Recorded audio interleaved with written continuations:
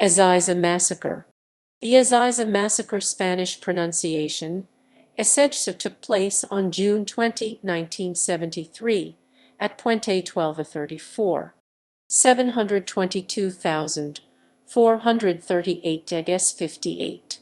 513,419 deg W/34. 722,438 58. 513,419. The intersection of General Ricchieri Freeway, the Ezeiza Airport access, Camino de Cintura Provincial Route 4, some 10 km distant from Ezeiza International Airport in Buenos Aires, Argentina. Peronist masses, including many young people, had gathered there to acclaim Juan Perón's definitive return from an 18-year exile in Spain.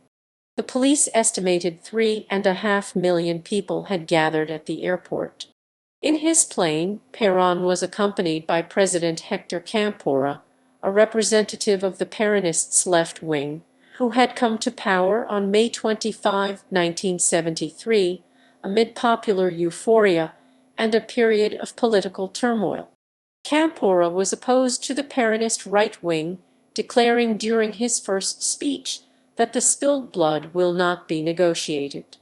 From Perón's platform, camouflaged snipers from the right wing of Peronism opened fire on the crowd.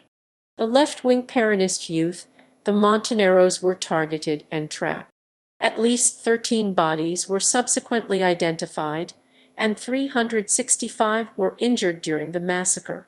According to Clarín newspaper, the real number is thought to be much higher. No official investigation was ever performed to confirm these higher estimates. People involved. The Ezeiza massacre marked the end of the alliance of left and right-wing Peronists which Perón had managed to form. Héctor Cámpora represented the main figure of the left wing, and José López Rega, Perón's personal secretary, who had accompanied Perón during his exile in Francoist Spain, was the right wing's representative. López Rega would also be the founder of the Alianza Anticomunista Argentina right-wing death squad. A populist and a nationalist, Perón was popular from the far left to the far right, but this conjunction of forces ended that day. During his exile, Perón himself had supported both young left-wing Peronists, whose icons included Che Guevara Montoneros, Fuerzas Armadas Revolucionarias FAR, Fuerzas Armadas Peronistas FAP, Peronist Youth JP, and others, and right-wing Peronists composed special formations, gathering radicals such as the Iron Guard GH or the Movimiento Nacionalista Tacuara. The Tribune had been set up at Puente 12 by Lieutenant Colonel Jorge Manuel Osand and other far-right figures of Peronism, such as Alberto Brito Lima and Norma Kennedy.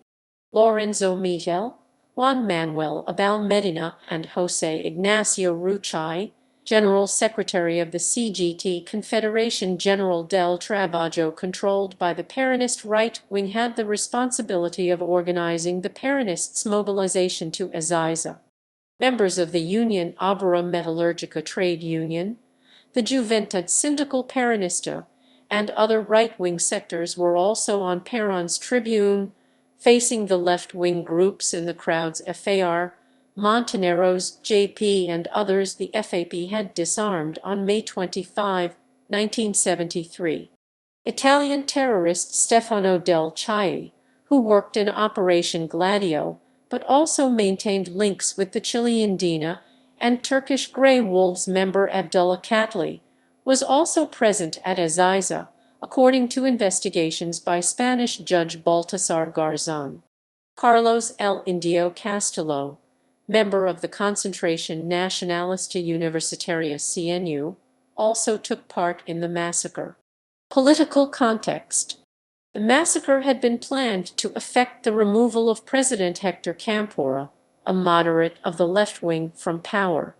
During Cámpora's first month of governing, approximately 600 social conflicts, strikes, and factory occupations had taken place.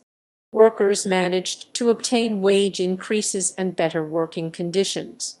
The workers' movement had gathered the sympathy of large sectors, sometimes anti-Peronist, of the middle classes.